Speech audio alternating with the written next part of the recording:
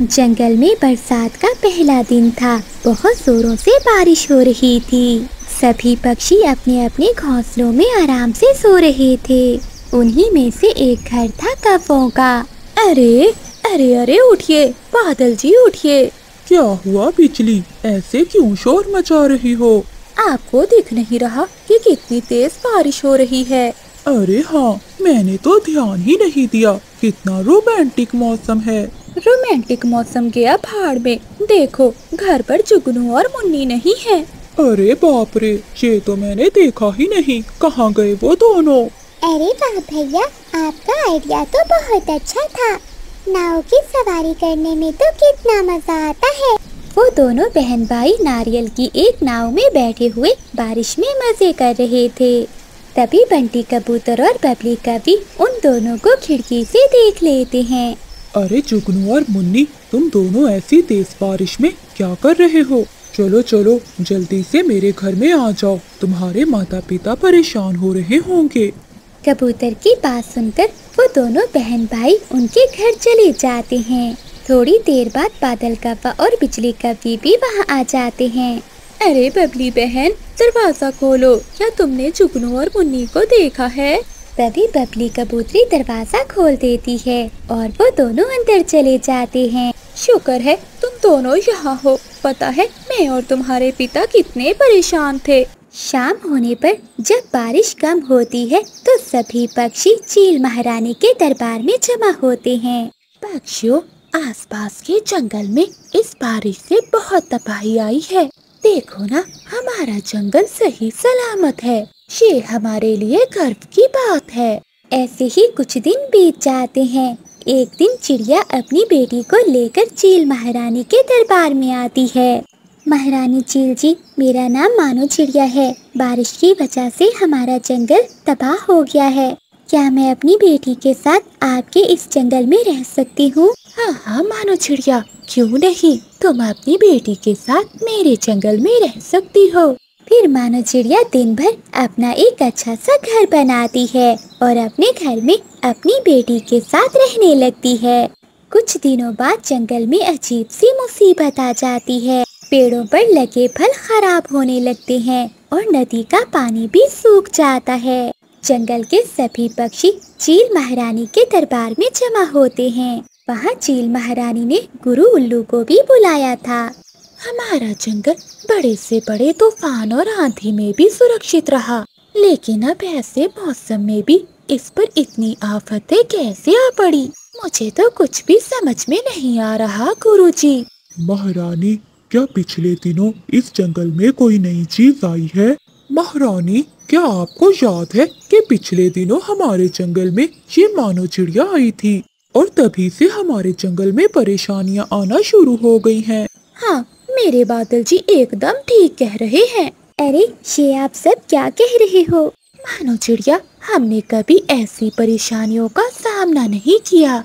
ये कहते हुए मुझे बहुत बुरा लग रहा है, लेकिन तुम हमारे जंगल के लिए मनहूस साबित हो रही हो। अब तुम्हें हमारा जंगल छोड़कर जाना होगा। ये सुनकर मानो चिड़िया को बहुत दुख होता है। चलो मीना बेटी, यहाँ से चलते हैं। हम काली पहाड़ी पर जाकर अपना अकेले ही जीवन बिताएंगे। फिर मानो चिड़िया रोती हुई अपनी बेटी को लेकर वहाँ से चली जाती है। चिड़िया के जाने के बाद सभी पक्षी चैन की सांस लेते हैं, क्योंकि उन्हें लगता था कि उनका जंगल अब फिर से वैसा हो जाएगा। लेकिन अगली सुबह जब बादल कव्वे की आँख खुलती है तो वो देखता है, अरे फिर से बारिश शुरू हो गई। हाँ पिताजी, देखिए ना कितनी ठंडी हवा चल रही है। बादल कव्वा और बिजली कव्वी अपने बच्चों के साथ अपने घोंसले में बैठे हुए थे कि अचानक उनका घर हिलने लगता है। माँ, ये क्या हो रहा है? बिजली, लगता है हवा बहुत तेज है। जल्दी से घर से बाहर निकलो। तभी वो चारों घर से बाहर निकलकर अपनी जान बचाते हैं। उनके निकलते ही उनका घर नीचे गिरकर पानी में डूब जाता है। बादल जी, बारिश बहुत तेज है, बच्चे बीमार हो जाएंगे। चलो जल्दी से बबली कबूतरी के पास चलते हैं। लेकिन बिजली, ऐसी तेज हवा में हम आगे कैसे बढ़ेंगे? बादल जी जो केले के पत्तों की नाव बनाई थी उसी पे बैठकर जाते हैं। फिर वो कौवे अपने बच्चों को लेकर केले के पत्तों की नाव में बैठकर आगे बढ़ते हैं।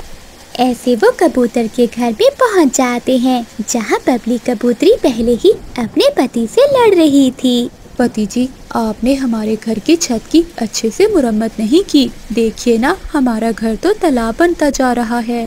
अरे बबली, क्यों परेशान हो रही हो? एक बार बारिश रुक जाए तो मैं घर को फिर से ठीक कर लूँगा। तभी उनके दरवाजे पर दस्तक होती है। अब ये इतनी तेज बारिश में कौन आ गया है? बबली कबूतरी दरवाजा खोलती है। अरे बिजली बहन, तुम आओ ना, आओ अंदर आओ। बबली बहन, हमारा आपको परेशान करने का जरा भी इरादा नहीं था, लेकिन हमारा घर तूफान में बह गया है, इसलिए आपके पास आना पड़ा। बिजली बहन, कोई बात नहीं, तुम इस घर में रह सकती हो, लेकिन हमारे घर की छत तो टपक रही है। बबली कबूतरी अभी ऐसा कह ही रही थी कि तेज हवा के झोंके से उनके घर की छत उड़ जाती है।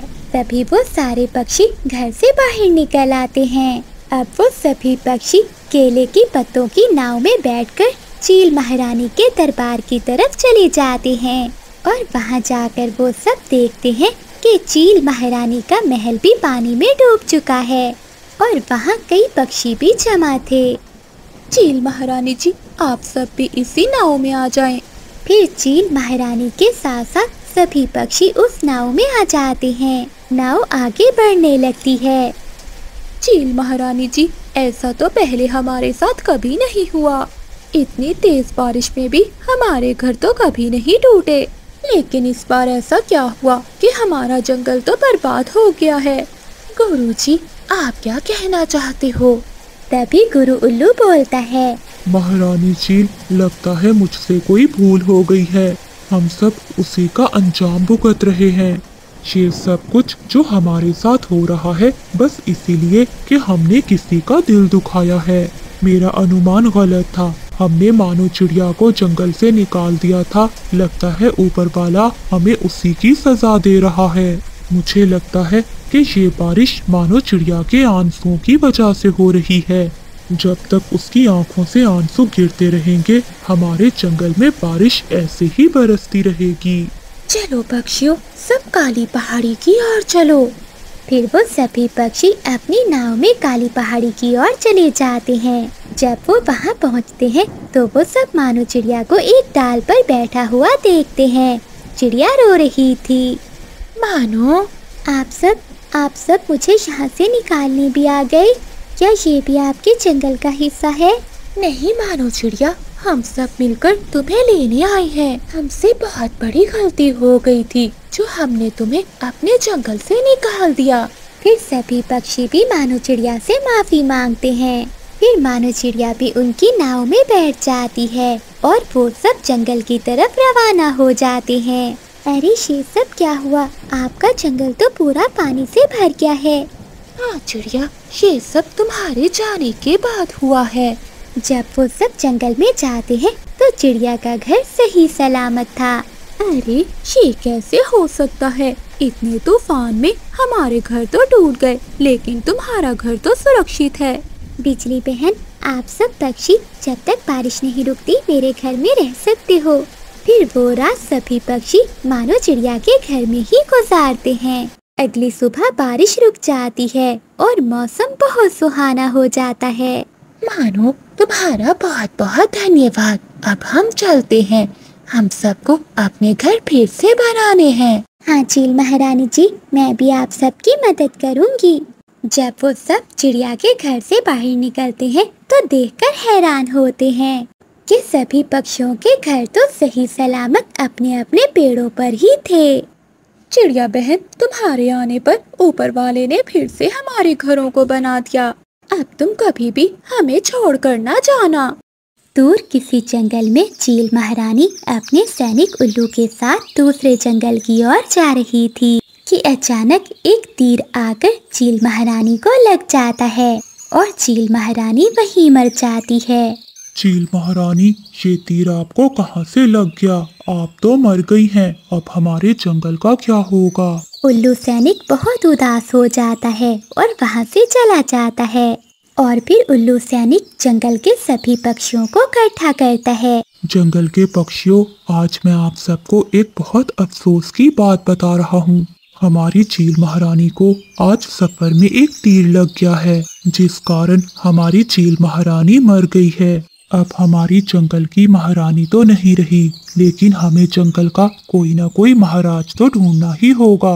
चिड़िया बहन, अब क्या होगा हमारे जंगल का? चील महारानी तो बहुत अच्छी थी, उन्होंने हमारे जंगल को कितने अच्छे से संभाला हुआ था। हाँ तोते यार, अब क्या कर सकते हैं, होने को भला कौन टाल सकता है। देखो पक्षियों, आज के 2 दिन बाद हम फिर से यहीं इकट्ठे होंगे और आप सब में से किसी को हम अपना नया महाराज बनाएंगे। जो भी पक्षी इस जंगल का नया महाराज बनना चाहता है वो आगे आ जाए। महारानी चील के मरने का सुनकर बादल कव्वा तो बहुत खुश होता है, क्योंकि कव्वे का बहुत पुराना सपना था कि वो जंगल का महाराज बने।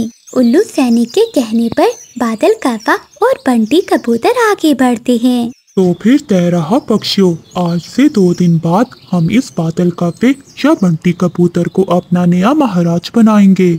आप सब पक्षियों का जो भी फैसला होगा हम वो मानकर अपने जंगल का राजा उसे ही बनाएंगे। फिर बादल कव्वा अपने घोंसले में चला जाता है।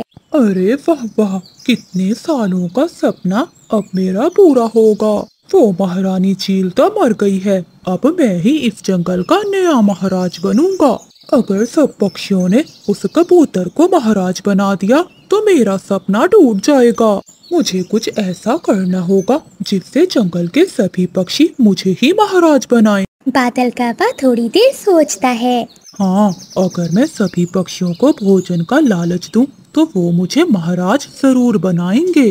जंगल में तो बहुत सारे पक्षी हैं, मुझे सभी को भोजन देना होगा, लेकिन इतना सारा भोजन मैं कहाँ से लाऊंगा। हाँ, मानो चिड़िया तो अपनी फसल बेचती है, उसका तो बहुत बड़ा गंदम का खेत है। मैं चाहता हूँ चिड़िया के पास और उसी से अनाज खरीदता हूँ। फिर बादल कव्वा मानो चिड़िया के पास जाता है। जंगल का कोई भी पक्षी अब मेरे पास आकर मेरा अनाज नहीं खरीदता। मेरे पास तो बहुत सारी फसल है, अगर कोई पक्षी भी मेरी फसल ना खरीदने आया तो मेरी फसल तो खराब हो जाएगी और मुझे बहुत नुकसान होगा। तभी बादल कव्वा चिड़िया के पास आता है। चिड़िया बहन, तुम्हारे पास अनाज तो होगा? हाँ बादल भैया, मेरे पास ढेर सारा अनाज है। आप बताइए आपको कितना चाहिए? चिड़िया, तुम्हारे खेत में जो भी अनाज है वो सारा मुझे दे दो। क्या बादल भैया, आपको सारा अनाज चाहिए? लेकिन आप इतने सारे अनाज का क्या करेंगे? अगर मैंने चिड़िया को बता दिया कि मैं ये सारा अनाज पक्षियों में बांटने वाला हूँ और उसके बदले में पक्षियों से वोट लेने वाला हूँ, तो ये मानो चिड़िया कभी भी मुझे अनाज नहीं देगी। मानो बहन, वो मेरे चाचा जी है ना, उन्हें चाहिए ये सारा अनाज, इसलिए मैं तुमसे लेने आया था। ठीक है बादल भैया, मैं आपको अपना सारा अनाज दे दूंगी, लेकिन इसके बदले में तुम्हें मुझे पेड़ पर एक बना हुआ घर देना होगा। इसी बदले में मैं तुम्हें ये सारा अनाज दे दूंगी। अब मैं चिड़िया को एक पेड़ कहाँ से ला कर दूं जिसके ऊपर बना हुआ घर हो। हाँ, एक काम करता हूँ, मैं अपना पेड़ ही चिड़िया को दे देता हूँ। मेरे पेड़ पर तो बहुत सुंदर घर बना हुआ है। वैसे भी मैं तो अब महाराज बनने वाला हूँ, मैं थोड़ी ना इस छोटे घर में रहूँगा। चिड़िया बहन, मैं तुम्हें अपना पेड़ दे दूंगा। तुम्हें तो पता है कि मेरे पेड़ पर कितना सुंदर घर है। फिर मानो चिड़िया मान जाती है और अपना पूरा खेत बादल कव्वे को दे देती है। फिर बादल कव्वा अनाज की टोकरी भरकर पक्षियों के पास जाता है। बुलबुल बहन, ये लो अनाज, ये अनाज तुम्हारा हुआ। और हाँ, तुम इस अनाज के बदले में मुझे जंगल का नया महाराज बनाओगी। परंतु बादल, तुमने तो जंगल में बहुत बुरे बुरे काम किए हैं, हम तुम्हें कैसे महाराज बना दे? देखो बुलबुल, अगर तुम्हें ये अनाज चाहिए तो मुझे वोट देना ही होगा, वरना मैं अपना अनाज लेकर चला जाता हूँ। नहीं नहीं कव्वे, जंगल में तो पहले ही भोजन नहीं मिल रहा, तुम मुझे ये भोजन दे दो, मैं तुम्हें ही वोट दूंगी। फिर बादल कव्वा चीकू तोते के पास जाता है। चीकू तोता भी बादल कव्वे की बातों में आ जाता है। और उससे वो अनाज ले लेता है। शाम तक बादल कव्वा पूरे जंगल में अनाज बांट देता है और वो सभी पक्षी बादल कव्वे के साथ हो जाते हैं। हो, मुझे तो पता ही नहीं था कि ये सब पक्षी इतने लालची निकलेंगे। ये सब पक्षी अपने लालच की वजह से मुझे इस जंगल का नया महाराज बनाएंगे। ये तो अच्छा हुआ कि मैंने उस मानो चिड़िया को भोजन नहीं दिया। मुझे मालूम है कि वो कभी भी मेरा साथ नहीं देगी और वो बाकी पक्षियों को भी अपने साथ कर लेती और मुझे कभी महाराज न बनने देती। वो दिन भी आ जाता है जिस दिन पक्षियों को अपने जंगल का नया महाराज चुनना था। पक्षियों, तो तुम सब ने फैसला कर लिया होगा कि हमारे जंगल का नया महाराज कौन बनेगा। जो पक्षी चाहता है कि जंगल का नया महाराज बंटी कबूतर बने, वो अपने अपने पंख उठा दे। कोई भी पक्षी अपना पर नहीं उठाता, सिर्फ मानो चिड़िया ही अपना पर उठाती है। अरे ये क्या, सभी पक्षियों ने अपना पर क्यों नहीं उठाया? क्या ये सब पक्षी बादल कव्वे को अपना महाराज बनाना चाहते हैं? आखिर इन सब पक्षियों को हो क्या है? ये सब तो जानते हैं कि बादल कव्वे ने तो हमेशा हमारे जंगल को नुकसान ही पहुंचाया है। पक्षियों, अब जो चाहता है कि बादल कव्वा हमारे जंगल का राजा बने, वो अपने अपने पर उठाए। बादल कव्वे का नाम सुनकर चिड़िया के अलावा सारे पक्षी अपना अपना पर उठा लेते हैं। चिड़िया बहन, मैं हार गया और ये बादल कव्वा इस जंगल का नया महाराज बन गया।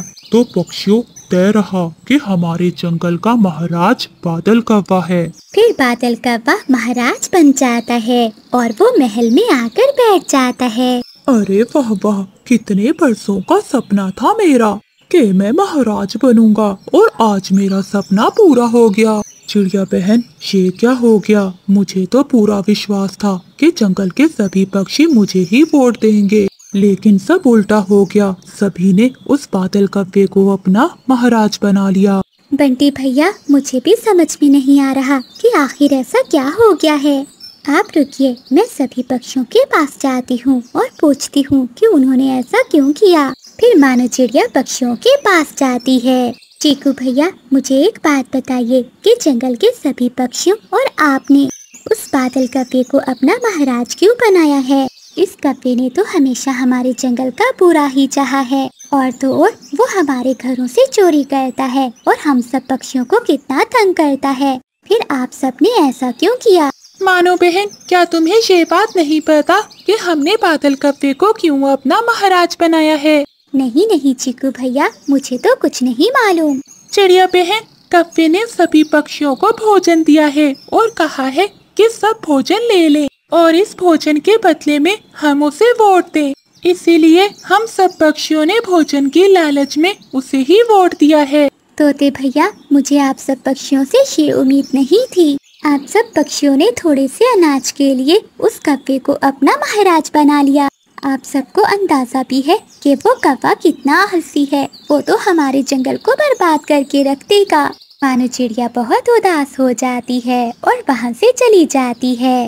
मानो चिड़िया कबूतर के पास जाती है और उसे सारी बात बताती है। बस बहुत हो गया कबूतर भैया, मैं ये जंगल छोड़कर जा रही हूँ। मैं और इस जंगल में नहीं रह सकती। हाँ चिड़िया बहन, मैं भी यहाँ नहीं रहूँगा। चलो मैं भी तुम्हारे साथ चलता हूँ। फिर मानो चिड़िया और बंटी कबूतर वो जंगल छोड़कर चले जाते हैं। बादल कव्वा तो खूब मजे कर रहा होता है। उसे तो अपने जंगल की कोई भी परवाह नहीं थी। वो मजे मजे के भोजन खाता है। उसी जंगल के बाहर एक गुफा में एक भोला चील रहता था, जो एक बहुत खतरनाक शिकारी चील था। उस भोला चील को काफी दिनों से कोई शिकार नहीं मिला था। कितने दिनों से मैंने भोजन नहीं खाया, अब तो मुझे कुछ करना ही होगा, वरना मैं तो मर जाऊंगा ऐसे। हाँ, पास वाले जंगल में ढेर सारे पक्षी रहते हैं, मैं वहीं हमला करता हूँ। और वैसे भी अब तो उस जंगल का महाराज एक कव्वा है। फिर वो शिकारी चील उस जंगल पर हमला कर देता है। वो जंगल में आकर पक्षियों को मारकर खाने लगता है। जैसे ही उल्लू सैनिक ये सब देखता है तो वो बादल कव्वे के पास जाता है। कव्वे महाराज जी, वो जालिम चील तो जंगल के सभी पक्षियों को खा रहा है, आप कुछ कीजिए। अरे अरे उल्लू सैनिक, मैं क्या करूं? भला इससे मुझे क्या मिलेगा? मैं ऐसा करता हूँ, अपनी जान बचाकर यहाँ से भाग जाता हूँ, वरना वो चील तो मुझे भी मारकर खा जाएगी। फिर बादल कौवा चील की नजरों से बचकर उस जंगल से भाग जाता है। अरे तोते, ये बादल कौवा तो अपनी जान बचाकर भाग गया है, अब हमारा क्या होगा? अरे उल्लू सैनिक, ये हमने क्या कर दिया? हमने अपने लालच की वजह से उस कौवे को महाराज बनाया था, अब वो महाराज हमें छोड़कर चला गया है। हमारी लालच की सजा हमें मिल रही है। बिजली कौवी अपना सामान लिए तेज बारिश में अपनी माँ वाले जंगल में चली जाती है। तभी बादल कौवा चिड़िया के पास जाता है। चिड़िया बहन, वो फिर से नाराज होकर अपने मायके चली गई है, आप प्लीज मेरे साथ चले। बादल भैया, आपका तो हर रोज का यही काम है, आखिर कोई कब तक बर्दाश्त कर सकता है? आए दिन तुम किसी न किसी बात का फसाद बना लेते हो। तुम्हें अपने अलावा अपने बच्चे की चिंता करनी चाहिए, जो अभी बहुत छोटा है।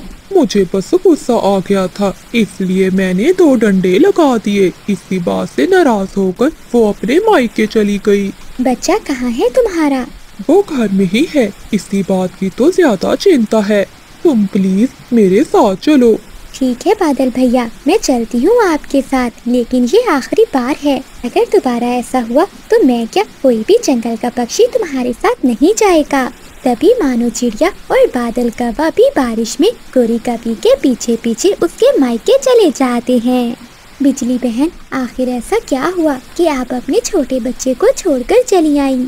चिड़िया बहन, तुम्हें तो पता है कि सारा दिन मैं काम करती हूँ और ये निकम्मा बादल कोई भी काम नहीं करता। जब शाम को भोजन खाने का समय आता है तो लड़ाई करना शुरू कर देता है। मैं तो अपने बच्चे को भी साथ लेकर आना चाहती थी, लेकिन इसने नहीं आने दिया।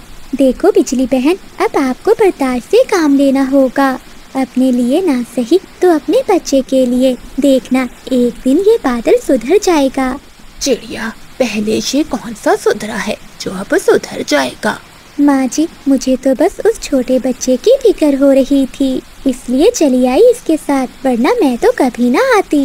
माँ, मैं चाहती हूँ, मुझे भी जुगनू बहुत याद आ रहा है। फिर बिजली कौवी चिड़िया की बात मानकर वहाँ से वापस चली आती है। मम्मा, तुम कहाँ चली गई थी? मैं बहुत रोया आपके बिना, लेकिन पापा मुझे डांट रहे थे आपका नाम लेने पर। चुप कर जा मेरा बेटा, मैं आ गई हूँ तेरे पास। बादल, अपने इस बच्चे की खातिर ही ऐसा ना किया करो। बात तो तुम ही बढ़ाती हो, लेकिन मारने तक तो तुम ही जाते हो। एक मैं ही हूँ जो तुम्हारी मार बर्दाश्त कर रही हूँ। अगर मेरी जगह कोई और होती तो कभी लौट कर ना आती। ऐसे ही कुछ दिन गुजर जाते हैं। एक दिन बादल कौवा घूमता हुआ वापस अपने घर आता है।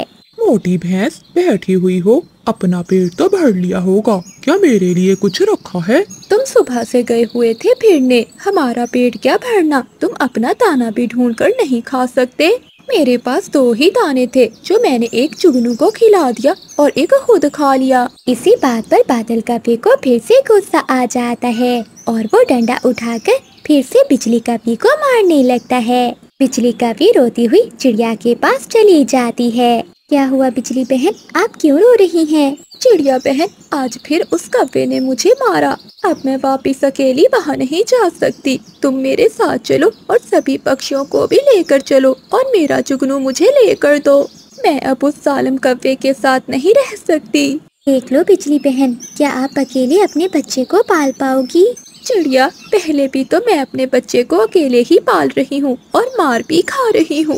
मैं अपने बच्चे की खातिर हर दुख सह लूंगी, लेकिन अब उस कौवे के साथ नहीं रहूंगी। ठीक है बिजली बहन, आप चलो, मैं तोते और कबूतर को लेकर आती हूँ। फिर मानो चिड़िया सबको लेकर कौवे के घर जाती है।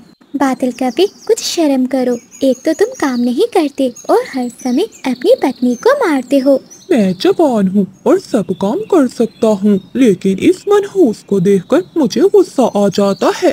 मैं इसकी वजह से कुछ भी कर नहीं लाता। हम सब पक्षियों ने मिलकर फैसला किया है कि जुगनू अब अपनी माँ के साथ ही रहेगा। हाँ, ले जाइए मनहूस, मैं भी नहीं रखना चाहता ये बच्चा। मुझे नहीं चाहिए ये संतान, ले जा और दफा हो जा मेरे घर से। अब मैं तुम्हें मनाने कभी नहीं आऊँगा। मैं जा रही हूँ। तुम्हें अभी अपने परिवार की जरूरत नहीं है ना? तो देख लेना, एक ना एक दिन तुम जरूर पछताओगे। जब तुम्हारे पंखों में ताकत नहीं होगी तो तुम्हें अपनी संतान की याद आएगी। दोस्तों, मुझसे कोई गलती हुई तो मुझे माफ करना। मैं अब कभी दोबारा इस जंगल में लौट कर नहीं आऊंगी। चिड़िया बहन, तुम्हारा धन्यवाद जो तुमने हर मुश्किल समय में मेरा साथ दिया। फिर बिजली कभी अपने बेटे जुगनू को लेकर अपने मायके की ओर चली जाती है। क्या हुआ? तुम सब यहाँ क्यों जमा हो? बिजली, तुम्हारी माँ मर गई है। क्या मेरी माँ भी मुझे छोड़कर चली गई? अब मैं किसके सहारे अपनी जिंदगी गुजारूंगी? मम्मा, आप चिंता ना करें, मैं बड़े होके आपके सारे दुख मिटा दूंगा। जीता रहे मेरा बेटा, अब तू ही तो मेरा सहारा है। फिर बिजली कभी अपनी माँ के घर में ही अपनी नई जिंदगी की शुरुआत करती है। ऐसे ही कुछ समय बीत जाता है और फिर जुगनू का भी उड़ना सीख लेता है। वो अपनी माँ से भी ज्यादा तेज उड़ता था और वो अब बड़ा हो चुका था। मम्मा, आप ना रोया करें, अब आपका बेटा बड़ा हो गया है। हाँ बेटे, अब मेरे सारे दुख मिट गए। मेरा गुजरा हुआ समय मुझे भूल गया है।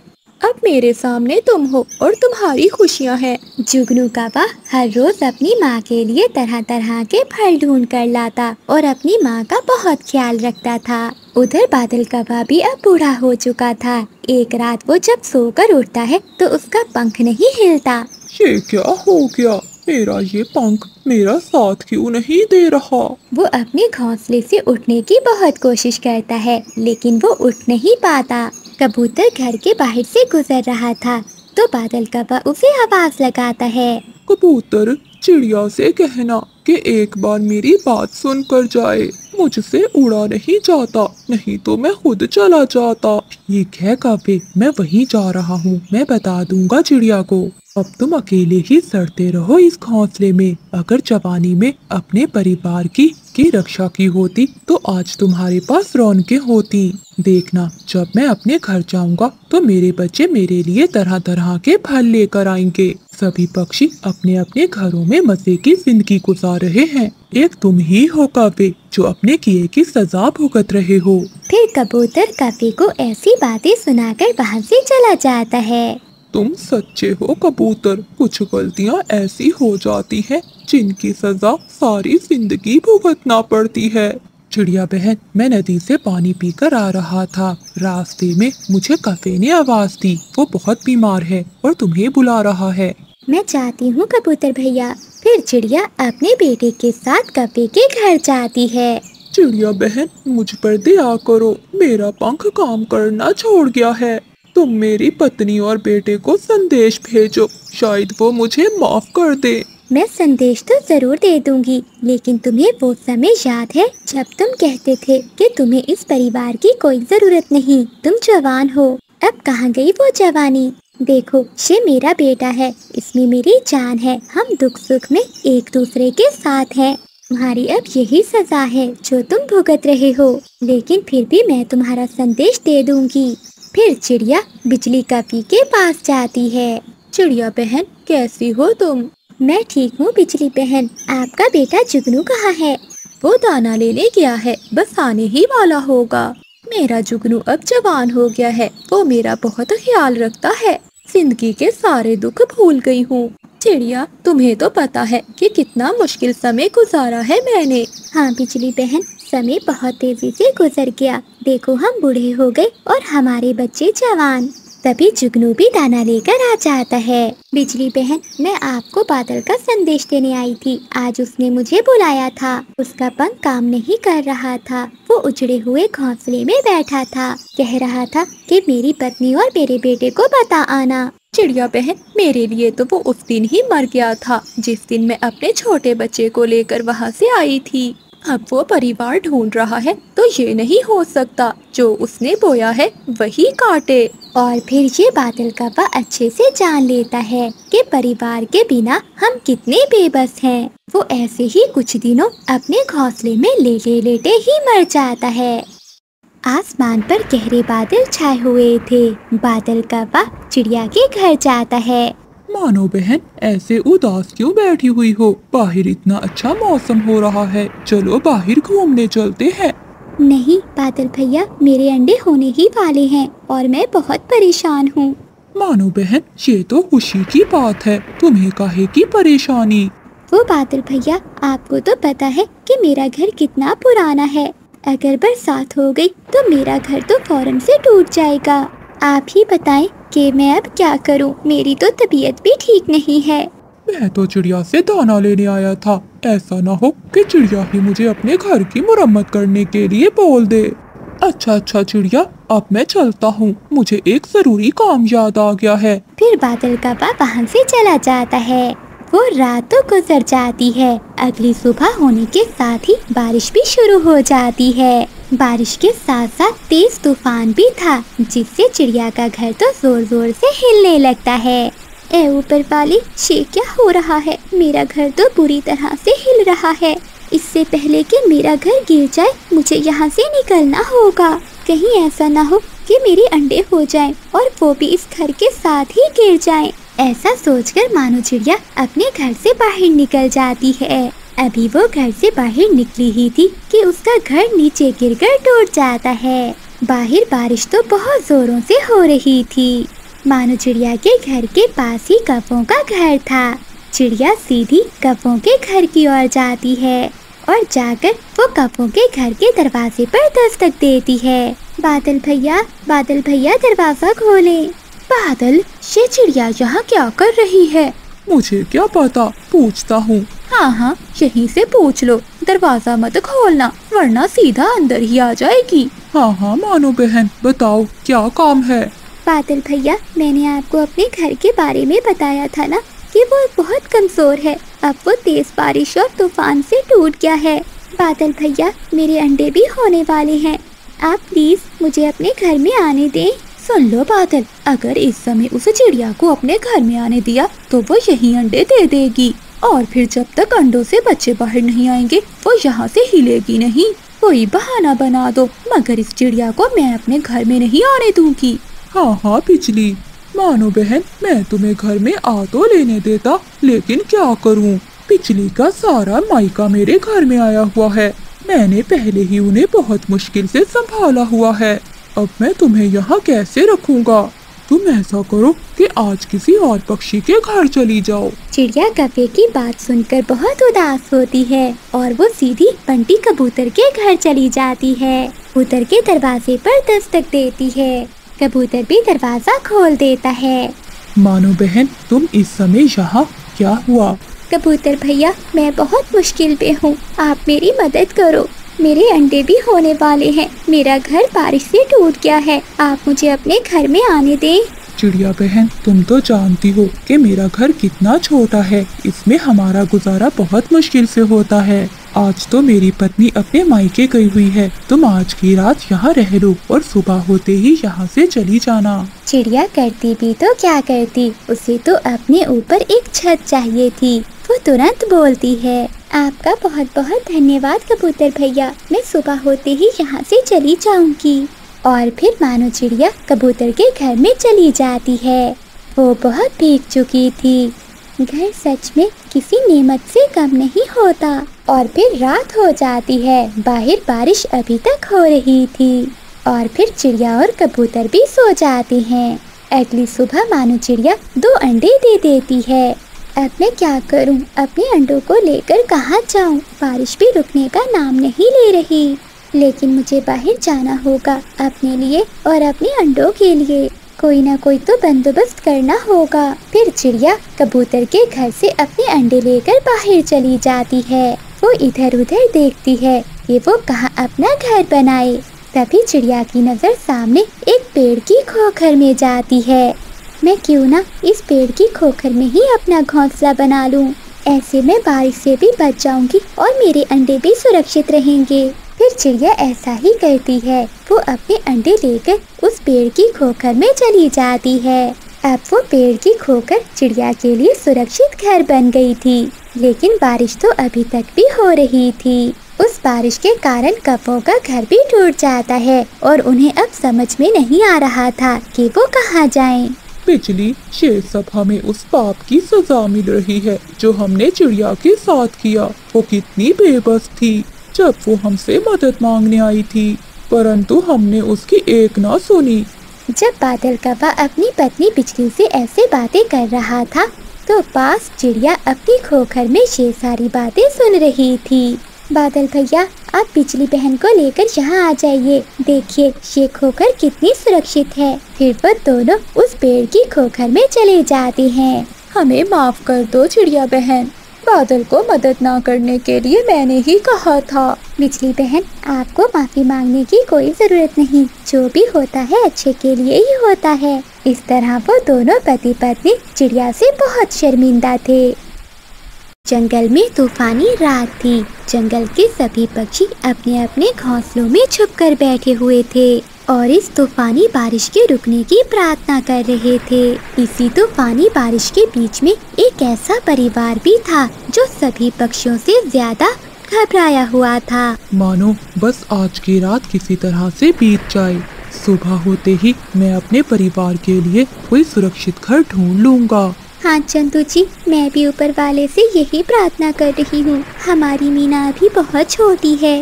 मुझे तो बस अपनी बेटी की ही चिंता हो रही है। बार बार हमारा घोंसला हिल रहा है, कहीं हमारा घोंसला पेड़ से नीचे ना गिर जाए। चिड़िया की चिंता ठीक साबित होती है। थोड़ी ही देर में उनका घोंसला नीचे गिरकर टूट जाता है। मानो चिड़िया और चंदू चिड़ा किसी तरह से अपनी बेटी को तो बचा लेते हैं, लेकिन घोंसला ऊंचाई से गिरने की वजह से उन दोनों की मृत्यु हो जाती है। अपने माता पिता को ऐसी हालत में देखकर नन्ही मीना फूट फूट कर रोने लगती है। मीना के रोने की आवाज सुनकर कबूतर और कबूतरी वहाँ आते हैं और उसे चुप करा के अपने घोंसले में ले जाते हैं। मीना बेटा, तुम अभी बहुत छोटी हो, इसलिए बारिश रुकने तक तुम मेरे घोंसले में ही रह सकती हो। उसके बाद तुम अपना इंतजाम कर लेना। वो कबूतर और कबूतरी अच्छे पक्षी थे। अनाथ हुई मीना को वो अपनी बेटी की तरह ही पालते हैं। कुछ ही महीनों में मीना बड़ी हो गई थी। अब वो अपने लिए भोजन लाने लगी थी। वो कबूतर और कबूतरी पर बोझ नहीं बनना चाहती थी, इसलिए वो सुबह सवेरे दाना लेने चली जाती थी।